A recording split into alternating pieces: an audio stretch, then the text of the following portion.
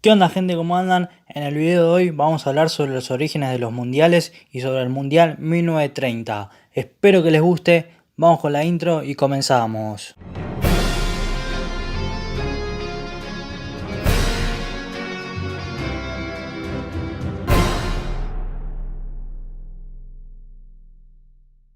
El primer partido de fútbol internacional oficial se jugó en 1972 en Glasgow entre Escocia e Inglaterra, aunque en esa etapa rara vez se jugaba fuera de Gran Bretaña. Al iniciar el siglo XX, el fútbol había ganado terreno en todo el mundo y se estaban fundando asociaciones nacionales de fútbol. El primer partido internacional oficial fuera de las Islas Británicas se jugó entre Uruguay y Argentina en Montevideo en julio de 1902. La FIFA se fundó en París el 22 de mayo de 1904, integrada por las asociaciones de fútbol de Francia, Bélgica, Dinamarca, Países Bajos, España, Suecia y Suiza, con Alemania prometiendo unirse. A medida que el fútbol comenzó a aumentar en popularidad, se disputó como un deporte olímpico reconocido por el Comité Olímpico en los Juegos Olímpicos 1900 y 1904, así como en los Juegos Intercalados de 1906, antes de convertirse en una competencia olímpica oficial supervisada por la FIFA en los Juegos Olímpicos de 1908. Organizado por la Asociación de Fútbol de Inglaterra, el evento fue solo para jugadores aficionados y fue considerado sospechosamente como un espectáculo en lugar de competencia. El equipo de Inglaterra ganó el evento en 1908 y 1912. La FIFA hizo un intento de organizar un torneo internacional de fútbol entre naciones fuera del marco olímpico en 1906 y tuvo lugar en Suiza. La historia oficial de la FIFA describe la competición como un fracaso. Con el evento olímpico que continuaba siendo disputado solo entre equipos aficionados, también comenzaron a aparecer competiciones con equipos profesionales. El torneo internacional Stampa Sportiva, celebrado en Turín en 1908, fue uno de los primeros y al año siguiente Sir Thomas Lipton organizó el trofeo Sir Thomas Lipton, también celebrado en Turín. Ambos torneos fueron disputados entre clubes individuales, cada uno de los cuales representó a una nación entera. Por esta razón, ninguno fue realmente un precursor directo de la Copa del Mundo, pero a pesar de eso, el trofeo Thomas Lipton a veces se describe como la primera Copa del Mundo, a expensas de su antecesor italiano menos conocido. En 1914, la FIFA acordó reconocer el torneo olímpico como un campeonato mundial de fútbol para aficionados y asumió la responsabilidad de organizar el evento. Esto abrió el camino para la primera competencia internacional de fútbol en los Juegos Olímpicos de 1920, ganada por Bélgica, mientras que Uruguay ganó los torneos de 1924 y 1928. En 1928, la FIFA tomó la decisión de organizar su propio torneo internacional. Los Juegos Olímpicos de 1932 en Los Ángeles no tenían previsto incluir al fútbol como parte del programa debido a la baja popularidad del deporte en los Estados Unidos. La FIFA y el Comité Olímpico también estuvieron en desacuerdo sobre el estado de los jugadores aficionados, por lo que se eliminó el fútbol de los Juegos. El presidente de la FIFA, Jules Rimet, comenzó a organizar la primera edición de la Copa Mundial de Fútbol, con Uruguay ahora 2 veces campeones del mundo, y en la celebración de su centenario de la independencia en 1930, la FIFA nombró a Uruguay como el país anfitrión. Las asociaciones nacionales de naciones seleccionadas fueron invitadas a enviar un equipo, pero la selección de Uruguay como sede de la competencia significó un viaje largo y costoso a través del Océano Atlántico para los lados europeos. Ningún país europeo se comprometió a enviar un equipo hasta 2 meses antes del inicio de la competición. Rimet finalmente persuadió a las selecciones de Bélgica, Francia, Rumania y Yugoslavia para que realizaran el viaje. En total participaron 13 selecciones, 7 de América del Sur, 4 de Europa y 2 de América del Norte. Ahora hablemos un poco de su formato. Debido al rechazo de los países europeos a viajar, la competición redujo el número de participantes de 16 a 13. La idea original fue un torneo por eliminación directa, pero con 13 participantes, los organizadores decidieron que los equipos se dividieran en 4 grupos a través de un sistema de liga, de los que el campeón de cada grupo se clasificaría a la siguiente fase. Curiosamente, el sorteo para definirlos se hizo cuando todos los participantes estaban en la tierra uruguaya. El motivo fue tener la total seguridad de que todos los equipos estarían en el Mundial. Además, se quiso garantizar que ninguno de ellos renuncie a competir en el último momento si el sorteo no le favorecía. En cada partido el equipo ganador ganaría 2 puntos, el perdedor ninguno y en caso de empate ambos sumarían 1 punto. Si al terminar la fase dos equipos estaban empatados a puntos en la primera plaza, se disputaría un partido de desempate.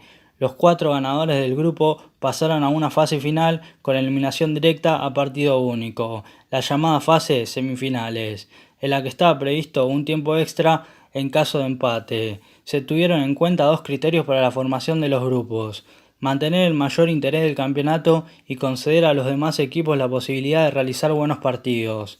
Los grupos del campeonato quedaron de la siguiente forma: en el grupo 1, Argentina, Chile, Francia y México.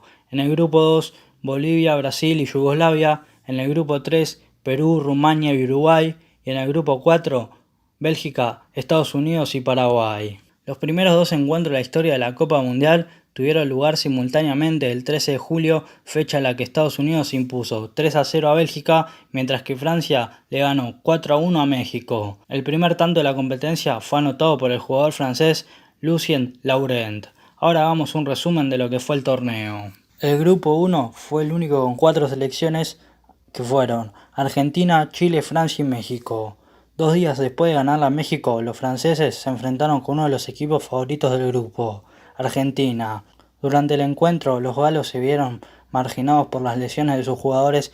Laurent, después de una dura entrada de Luis Monti, que estuvo lesionado la mayor parte del partido. Francia resistió casi todo el encuentro, pero en el minuto 81 Monti anotó de falta. A 6 minutos de finalizar el partido, el árbitro Almeida Arrego silbó erróneamente el final del encuentro cuando el francés Marcel Languiller tenía una clara ocasión de gol. Francia había jugado 2 veces en 48 horas, mientras que Chile todavía no había disputado su primer partido. El día siguiente se enfrentó a México ganando por 3-0. En el siguiente partido del grupo entre argentinos y mexicanos se produjo el primer penal de la competición. El árbitro boliviano Ulises Saucedo llegó a señalar hasta 5 penales, algunos de ellos muy dudosos. Guillermo Stabile marcó un triplete en su debut internacional con Argentina y ganaron 6-3. A pesar de la ausencia de su capitán Manuel Ferreira, que había vuelto a Buenos Aires para realizar un examen, la clasificación final se decidió en el partido que enfrentó a Argentina y Chile, ya que ambos habían derrotado a Francia y a México. Hubo problemas durante el encuentro debido a una falta de Monti a Arturo Torres, pero finalmente Argentina se impuso por 3-1 y accedió a las semifinales. En el segundo grupo se enfrentaron Brasil, Bolivia y Yugoslavia. Los brasileños eran los favoritos para pasar de ronda, pero en el partido inaugural perdieron 2-1 ante Yugoslavia. Antes del torneo, Bolivia todavía no había ganado ningún partido internacional y los 2 encuentros que disputaron fueron muy similares. Realizaron un comienzo prometedor, pero después fueron goleados 4-0 y Yugoslavia se metió en las semifinales. El encuentro entre Bolivia y Brasil se disputó para el honor, ya que ambos estaban eliminados y el resultado fue idéntico, con una victoria de los brasileros. En el grupo 3, los organizadores del torneo, Uruguay, se enfrentaron frente a Perú y Rumania. En el partido inaugural del grupo se produjo la primera expulsión de la historia de la Copa Mundial. Fue al peruano Plácido Galindo en el enfrentamiento ante Rumania. Los rumanos aprovecharon esta superioridad numérica para imponerse por 3-1. Este partido es el que menos influencia de público tuvo en la historia de la Copa Mundial. La asistencia fue de 2.459 personas. Debido al retraso en la construcción del Estadio Centenario, Uruguay no disputó su primer encuentro hasta pasados 5 días del comienzo, cuando por fin pudo jugarse. Este fue precedido por una gran ceremonia. El equipo uruguayo había estado las 4 semanas anteriores en un campo de entrenamiento con una estricta disciplina, lo que demuestra el hecho de que el arquero Andrés Mazzali fuese expulsado del equipo tras romperse el toque de queda para ir a visitar a su esposa. 100 años después de la creación de la primera Constitución de Uruguay, el equipo ganó un partido muy igualado a Perú por 1-0. La prensa de Uruguay dijo al respecto que había sido una presentación pobre de su equipo. Sin embargo, en el segundo partido ganaron por 4-0 y clasificaron a las semifinales. Y el grupo 4 fue un grupo que dominó Estados Unidos, a pesar de contar con varios debutantes. En su primer partido le ganó 3-0 a Bélgica. Este resultado sorprendió en el país y el periódico Imparcial dijo que el amplio marcador de los estadounidenses había sorprendido a los expertos. Los diarios belgas se quejaron del estado del terreno de juego, de las decisiones arbitrales y de que el segundo gol se produjo en fuera de lugar. El segundo partido del grupo se disputó con mucho viento y en él se produjo el primer hat-trick del torneo, anotado por Bert Patenaude, de Estados Unidos ante Paraguay. Hasta el 10 de noviembre de 2006 se creía que el primer hat-trick en una Copa Mundial había sido anotado por Guillermo Stabile de Argentina. Sin embargo, la FIFA admitió en esta fecha que el gol atribuido a Tom Fleury había sido realmente de Paternaude y que ya era reconocido por algunos autores especializados. Tras haberse asegurado Estados Unidos la primera posición, se disputó el partido final entre Paraguay y Bélgica, que terminó 1-0. Ahora hablemos de las semifinales. En esta fase se enfrentaron en el primer partido Argentina y Estados Unidos. La primera parte terminó 1-0 con gol de Monti para los argentinos, y los estadounidenses no se destacaron tanto en la segunda parte y fueron derrotados por 6-1. En la segunda semifinal se enfrentaron los anfitriones Uruguay ante Yugoslavia, que logró adelantarse en el marcador gracias a un gol de Vujadinovic. Sin embargo, Uruguay reaccionó y consiguió ganar 6-1 con un hat-trick de José Pedro Sea. La final se disputó en el Estadio Centenario el 30 de julio y las puertas del estadio se abrieron a las 8 de la mañana, 6 horas antes del inicio del partido, y ya al mediodía estaba lleno. La asistencia oficial registró 93.000 espectadores. Debido a la tensión por la rivalidad existente, el colegiado belga John Langenus exigió precauciones policiales excepcionales.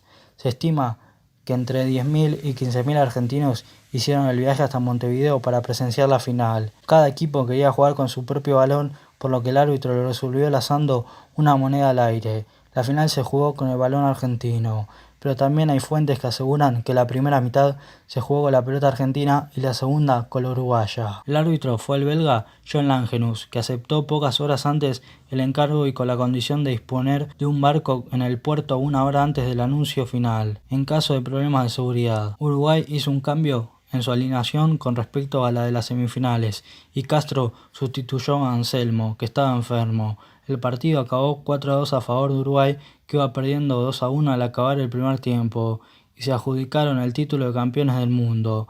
El día posterior a la final fue declarado fiesta nacional en Uruguay. En Buenos Aires, por otro lado, la policía tuvo que disparar a una muchedumbre furiosa que intentaba asaltar la embajada uruguaya. El argentino Pancho Varalo manifestó tiempo después de la final: los aficionados uruguayos nos hicieron la guerra desde que llegamos porque sabían que el título iba a estar entre nosotros y ellos. Por la noche no nos dejaban dormir y nos insultaban en los entrenamientos. El defensor Luis Monti, una de las estrellas del equipo argentino, fue amenazado de muerte en la noche anterior, al igual que su familia, por 2 espías italianos del régimen fascista de Mussolini si la Argentina ganaba. El propio Monti, quien luego del Mundial fue reclutado por Mussolini para la selección italiana, expresó para un seminario 2 semanas después: cuando volvimos para jugar el segundo tiempo había como 300 militares con bayonetas caladas, a nosotros no nos iban a defender. Muchos argentinos temieron por su vida cuando al descanso de la final del Mundial ganaban 2-1 a Uruguay. Mejor que perdamos, si no acá nos morimos todos. Yo voy a decir Fernando Paternoster a sus compañeros en el vestuario. Ahora vamos con el top 3 de goleadores de aquel Mundial. Guillermo Stabile de Argentina con 8 goles, Pedro Sea de Uruguay con 5 goles, Bert Patenaude de Estados Unidos con 4 goles. Lo curioso de aquel mundial es que según la FIFA se jugaron 70 partidos y no hubo ninguna amarilla en todo el torneo y solamente hubo una sola roja. Bueno gente, hasta acá el video de hoy, espero que les haya gustado. Quiero desearles feliz Navidad a todos, que disfruten con su familia y que se cuiden. Sean responsables de la situación que estamos viviendo. Gracias por el espacio y nos vemos la próxima.